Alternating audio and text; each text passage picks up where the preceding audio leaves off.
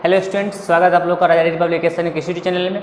हम लोग पढ़ रहे हैं 12th क्लास का केमिस्ट्री इनऑर्गेनिक एक चैप्टर जिसका नाम है पी ब्लॉक के तत्व। पी ब्लॉक के तत्व का जो है पार्ट 1 पढ़ चुके हैं। आज हम लोग जो पार्ट 2 स्टार्ट करने वाले हैं। तो हम लोग जो है अभी चैप्टर स्टार्ट नहीं किए। चैप्टर का जो बेसिक बात है, क्या क्या चीज़ हो सकता है चैप्टर, पूरे चैप्टर में को पढ़ना, जो लगातार पढ़ना है उसका जो थोड़ा सा कंप्लीट कर बार जो है शुरू में पढ़ ले रहे हैं, जिसका कुछ भाग पार्ट 1 में पढ़े और आज हम जो है कुछ भाग पढ़ेंगे पार्ट 2 में। इसके बाद हम जो है पार्ट 3 जो स्टार्ट करेंगे। पार्ट 3 में हम लोग जो पढ़ेंगे जो है विस्तार से जो है पी ब्लॉक के वर्ग 15 से स्टार्ट करेंगे हम लोग। तो अभी तक जो हम लोग पढ़ा जो पार्ट 1 में, उसमें पढ़े हम लोग क्या क्या चीज़, परमाणु त्रिज्या, प्रभावी नाभिकीय आवेश, ion enthalpy, electron level enthalpy, इस चार के बारे में जो है अभी तक हम क्या कर चुके हैं, पढ़ चुके हैं, यहाँ से लेकर यहाँ तक। अब हमको जो है आगे पढ़ना है, आज के क्लास में चर्चा करेंगे इलेक्ट्रॉनिक विन्यास पे, घनत्व पे, विद्युत ऋणात्मकता पर और गलनांक और क्वथनांक पर।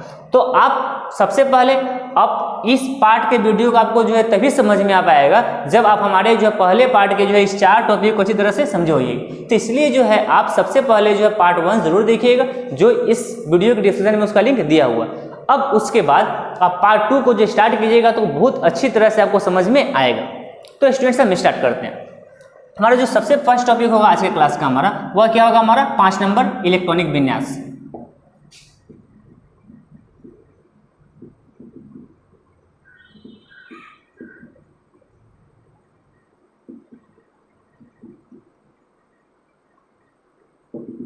इलेक्ट्रॉनिक क्या चीज, विन्यास। इलेक्ट्रॉनिक विन्यास कैसे निकालते हैं, इसके लिए आपको जो है सिंपल फॉर्मूला जो प्रोसेस आना चाहिए।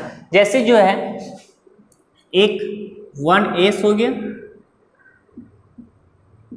2s, 3s, 4s, 5s, 6s, 7s। उसके बाद आते हैं आगे स्टूडेंट्स, s के बाद होता है p, 2p, 3p, 4p, 5p, 6p, 7p। Next आते हैं आप लोग तो एस पी, उसके बाद क्या होता है डी, एस पी होता है और डी होता है और क्या होता है एफ होता है। तो इसके बाद हो जाएगा हमारा जो है 3D, 4D, 5D, 6D, 7D। Next वाले हमारा जो आएगा लाइन हमारा, वह क्या आएगा हमारा, डी के बाद क्या आएगा एफ। तो 4F, 5F, 6F, 7F, ऐसे ही सबको उतना आ सकता है, हमको पड़ेगा नहीं। तो अब कैसे स्टूडेंट्स निकालने के लिए सिंपल प्रोसेस क्या है कि फर्स्ट वाले जो है आएगा आपका क्या आएगा 1s आएगा, क्या आएगा आपको 1s। सेकेंड वाले में जो है क्या आएगा आपको बढ़ाएगा 2s। थर्ड वाले में क्या आएगा 3s। इसके बाद 3p, 4s। इसके बाद यह आएगा यह तीनों, उसके बाद यह तीनों राइट होगा, उसके बाद आपको यह राइट होगा, उसके बाद यह होगा और फिर इस टाइप से आपको जो है इलेक्ट्रॉनिक विन्यास क्या हो जाएगा, आसानी से निकल जाएगा। तो स्टूडेंट्स यह जान लीजिए आप कि सबसे पहले क्या क्या होता है कि एस वाले जो ब्लॉक में होता है उसमें मैक्सिमम इलेक्ट्रॉन कितना भरा सकता है 2, पी वाले में जो है 6, डी वाले में 10 और एफ वाले में कितना 14। तो मैक्सिमम इलेक्ट्रॉन यह क्या कर सकता है, भरा सकता है। तो हम किसी भी तत्व का इसके सहायता से इलेक्ट्रॉनिक विन्यास हम क्या कर लेंगे, निकाल लेंगे। तो निकालेंगे तो जैसे मान लेते हैं कि हमारे पास इलेक्ट्रॉनिक विन्यास निकालना है सोडियम का। सोडियम मतलब 11, सोडियम मतलब क्या चीज 11। तो सोडियम मतलब 11 का इलेक्ट्रॉनिक विन्यास निकालेंगे हम। तो सबसे फर्स्ट किसका बारी आएगा 1s का, तो 1s। तो s वाले में हम मैक्सिमम कितना भर सकते हैं 2 हो गया। इसके बाद किसका बारी आएगा 2s का, इस वाले में 2 भर सकते हैं, इस वाले में 2s के बाद इधर से स्टार्ट करते हैं हमेशा, डायरेक्शन इस साइड देख रहे हैं। उसके बाद 2p के बारी आएगा, तो 2p, तो 2 2 4 11 था, 11 4 खत्म हो गया, बचे कितना 5 7 बचा हुआ। तो इसमें 6 ही भर सकते हैं p वाले में। p वाले में कितना भर सकते हैं 6। तो 2 2 4 और 6 कितना हो गया 10। अब 2p के बाद कितना आएगा 3s। तो 3s में जो है बचेगी हमारे पास मात्र कितना इलेक्ट्रॉन, एक ही बचा है, होना चाहिए 2। इसमें जो है इसमें 2 भरा सकता है, लेकिन हमारे पास एक ही बचा तो एक ही भर देंगे। तो यह 1s 2 2s 2 2p 6 3s 1 हो गया। यह हो गया इलेक्ट्रॉनिक विन्यास की सोडियम। तो 72 कक्षा के इलेक्ट्रॉन जो देख रहे हैं आप, यह s कक्षक में भरा है। किस कक्षक में भरा है, s कक्षक में। मतलब यह किस ब्लॉक का तत्व होगा, s ब्लॉक का तत्व होगा। जैसे मान लेते हैं कि हमारे पास जो है नाइट्रोजन, तो नाइट्रोजन है मतलब कितना 7, नाइट्रोजन है मतलब कितना 7। तो इसका अगर निकालते हैं आप तो यह हो जाएगा 1s2 और फिर 2s2, उसके बाद 2p। तो 1 2 2 4 खत्म हो गया, 7 गो है तो बच गया 3 गो। तो 6 गो भरा सकता है, लेकिन बचा तीनों को भरेंगे। तो अब जो है लास्ट वाला जो है p वाला भरा रहा है, तो हम जो है माने हैं कि जो है नाइट्रोजन जो है किस ब्लॉक का जो है मेंबर होगा, एलिमेंट्स होगा, पी ब्लॉक का। जैसे इसी तरह से अगर फास्फोरस का देखते हैं हम, जो है फास्फोरस जो होता है कितना होता है 15, तो इसका देखते हैं आप, तो इस वाले में 1s2 फिर 2s2 फिर 2p6 2 2 4 2 6 10, इसके बाद किसका आ रहा था 3s का 3s2 2 2 4 6 10 2 12, अब किसका बारी 3p का, तो 12 और 3 कितना 15। तो इस टाइप से देख रहे हैं कि इलेक्ट्रॉन इस वाले में बायतम का अच्छा p, इसमें भी p, इसमें भी कितना s, तो यह s ब्लॉक का तत्व हो गया, ये किस ब्लॉक का तत्व हो जाएगा p ब्लॉक का तत्व हो जाएगा। तो इस टाइप से स्टूडेंट जो है किसी भी जो है एलिमेंट्स का जो है आप इलेक्ट्रॉनिक विन्यास जो है क्या कर सकते हैं, निकाल सकते हैं किसी ब्लॉक का। जो हम पढ़ेंगे जो है p ब्लॉक के तत्व वर्ग 15 16 17 18 का, तो सभी तत्वों का जो इस फॉर्मूला के आधार पर इलेक्ट्रॉनिक विन्यास निकालेंगे। तो आप पहले यहाँ पे इसका जो स्क्रीनशॉट कर लीजिए, जिससे आपको जो है आगे जाकर कोई प्रॉब्लम नहीं हो, नोट्स बना लीजिए यहाँ तक इस तक कीजिए। तो स्टेप से थोड़ा सा हम आगे बढ़ते हैं। यह था इलेक्ट्रॉनिक विन्यास का बात।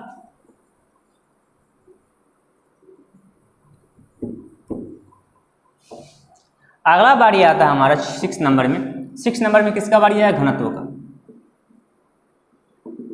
डेंसिटी। घनत्व मतलब कहने का अर्थ है कैसे जो है बढ़ेगा या घटेगा, इसको देखने के लिए आप जानते हैं किसी भी वर्ग को लेते हैं, किसी वर्ग क्या लेते हैं, वर्ग। वर्ग क्या होता है, आवर्त क्या होता है, इसको बता चुके हैं आपको फर्स्ट वीडियो में। तो मान लेते हैं कि हमारे पास जो है नाइट्रोजन है, फास्फोरस है, आर्सेनिक है, एंटीमनी है और बिस्मथ है।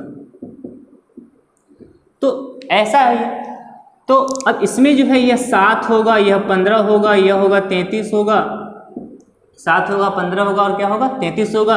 और देखिए एक बात और, आप किसी भी जो है वर्ग का जो है आप निकाल सकते हैं क्या चीज, परमाणु संख्या। तो उसके लिए जो है नंबर होता है क्या 2 8 8 18 18 और कितना 32 होता है। इस नंबर की सहायता से आप किसी वर्ग का जो है उसके तत्वों का इलेक्ट्रॉनिक विन्यास निकाल सकते हैं। 7 हो गया, पहला मालूम होना चाहिए आपको। 7 के बाद जो है 8 जोड़ दिए तो 15 हो गया, फिर 8 के बाद जो है आपको जोड़ दिए कितना 18, 15 18 कितना हो गया 33। अब फिर उसके बाद 18 जोड़ देंगे तो 51। अब फिर उसके बाद देखिए पहले 18 जोड़ दिए, अब फिर उसके बाद जो है 18 जोड़ देंगे तो कितना हो जाएगा 51। अब फिर उसके बाद कितना बच गया 32, तो 51 में 32 जोड़ेंगे तो कितना हो जाएगा 83। तो यह इलेक्ट्रॉनिक विन्यास निकालने क्या चाहिए नंबर। हमको मुख्य रूप से समझना है क्या चाहिए, घनत्व। घनत्व समझने के लिए स्टूडेंट्स बहुत आसानी से आप समझ सकते हैं। एक फॉर्मूला होता है घनत्व बराबर जो है आप जानते होइएगा, द्रव्यमान बटा आयतन। मतलब जिसका द्रव्यमान अधिक होगा उसका घनत्व क्या होगा, ज्यादा होगा। यह बेसिक फॉर्मूला याद रखिएगा, जिसका द्रव्यमान ज्यादा होगा उसका घनत्व भी क्या होगा, ज्यादा होगा। ये तो जान गया। अब कैसे इसको अप्लाई करेंगे यहाँ पर स्टूडेंट्स, आप जानते हैं कि वर्ग में ऊपर से नीचे आते हैं तो परमाणु संख्या बढ़ता है। परमाणु संख्या क्या बढ़ता है, तो परमाणु संख्या बढ़ेगा तो परमाणु भार भी तो बढ़ेगा। परमाणु भार भी क्या होगा, बढ़ेगा। तो परमाणु भार मतलब वेट बढ़ेगा, मतलब द्रव्यमान बढ़ेगा, नहीं द्रव्यमान ही बढ़ेगा उसका। तो जैसे जैसे तत्व भारी होते जाएगा, ऊपर से नीचे आते जाएंगे, तो अब जो है द्रव्यमान बढ़ रहा है, मतलब जो है घनत्व भी क्या हो जाएगा, बढ़ जाएगा। तो स्टूडेंट्स इसका कहने का अर्थ यह हुआ कि वर्ग में ऊपर से नीचे आएंगे तो हमारा जो है घनत्व का मान क्या होगा, बढ़ेगा।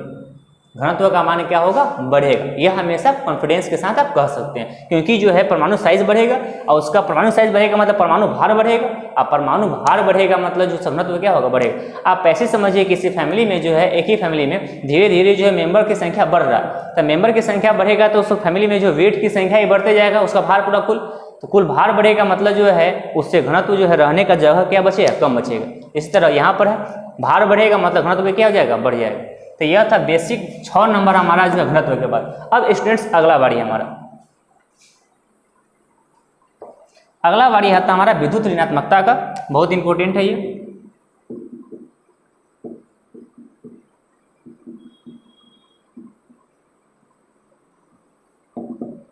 विद्युत ऋणात्मकता अब जो पहले ही पढ़ेगा क्लास 10th में 11th में, हम उसी को थोड़ा सा दोहराने का क्या कर रहे हैं, प्रयास कर रहे हैं। आप विद्युत ऋणात्मकता को तभी समझ पाइएगा जब समझे होइएगा जो है प्रभावी नाभिकीय आवेश। आप अभी तुरंत जाके पार्ट 1 का वीडियो देखिए, वहां पर जो है प्रभावी नाभिकीय आवेश विशेष तरीके से बताया गया है। वहां अगर समझ लेते हैं तो आपको विद्युत ऋणात्मकता में कोई प्रॉब्लम नहीं होगा। तो देखते हैं स्टूडेंट्स विद्युत ऋणात्मकता क्या होता है।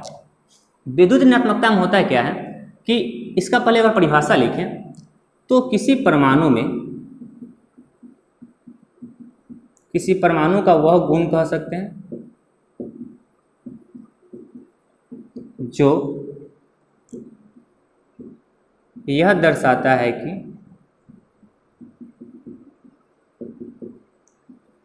वह किसी सहसंयोजी आबंध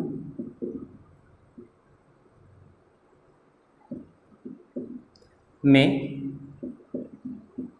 सहभाजित इलेक्ट्रॉन को ग्रहण करने की क्षमता कितनी है।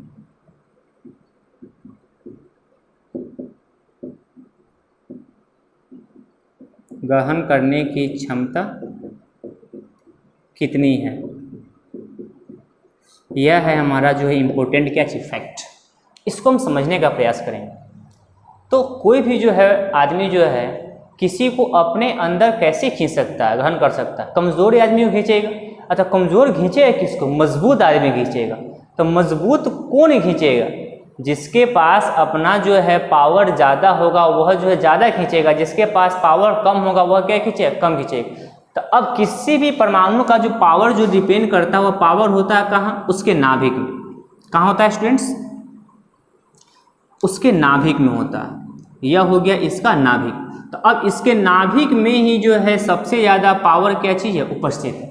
तो अब आपको हम बता चुके हैं कि जैसे वर्ग में ऊपर से नीचे आते हैं तो धीरे धीरे जो है कक्षाओं की संख्या बढ़ने लगता है। तो कक्षाओं की संख्या बढ़ने लगेगा तो नाभिक का जो है कक्षा पर अपना प्रभाव जो है धीरे धीरे घटने लगेगा। तो जिस पे कक्षा की संख्या कम होगा उसका प्रभाव जो है ज़्यादा होगा, और जिसका जो है अधिक होगा उसका प्रभाव क्या होगा, कम होगा। इसका अर्थ यह हुआ कि जो है सबसे इंपॉर्टेंट बात कि जिसको जो है प्रभावी नाभिकीय आवेश का मान ज़्यादा होगा उसका विद्युत ऋणात्मकता का मान ज़्यादा होगा, जिसके प्रभावी नाभिकीय आवेश का मान कम होगा उसके विद्युत ऋणात्मकता का मान क्या होगा, कम होगा। तो मतलब कहने का अर्थ हो गया कि जो प्रभावी नाभिकीय आवेश होगा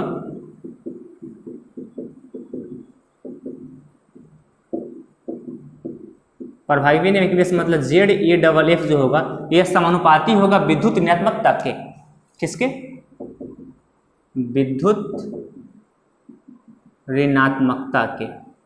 मतलब जिसका जो है ZeF का मान जो है ज़्यादा होगा तो विद्युत ऋणात्मकता का मान ज़्यादा होगा, ZeF का मान कम होगा तो विद्युत ऋणात्मकता का मान क्या होगा, कम होगा। तो अब इसको वर्ग पे अप्लाई करें तो आप पहले ही से जानते हैं कि जो प्रभावी नाभिकीय आवेश जो ऊपर से नीचे आते हैं तो कक्षा की संख्या बढ़ता है तो प्रभाव का मान कम होने लगता है। तो ऊपर से नीचे आएंगे तो हमारा जो है प्रभाव कम होगा, तो प्रभाव कम होगा तो हमारा विद्युत ऋणात्मकता का मान भी क्या होगा, कम होगा। मतलब वर्ग में कहाँ से आएंगे, ऊपर से नीचे आएंगे तब। तो यह था जो मेन जो है एक्चुअल जो है कारण विद्युत ऋणात्मकता का। अब स्टूडेंट्स आप इसको जो है स्क्रीनशॉट आप कर सकते हैं। तो थोड़ा सा आगे बढ़ते हैं स्टूडेंट्स।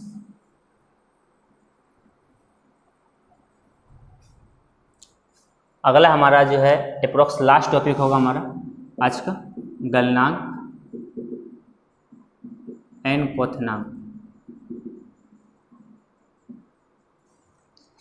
स्टूडेंट्स गलनांक क्वथनांक जो है डिपेंड करता है कि वह जो है तत्व का प्रकृति कैसा, वह धातु है, अधातु है, उपधातु है। आप जानते हैं कि जो है धातु को जो है गलाने में जो है अधिक जो है ताप की आवश्यकता होता है और अधातु को जलाने में कम ताप की आवश्यकता होता है और उपधातु को उससे थोड़ा सा अधिक।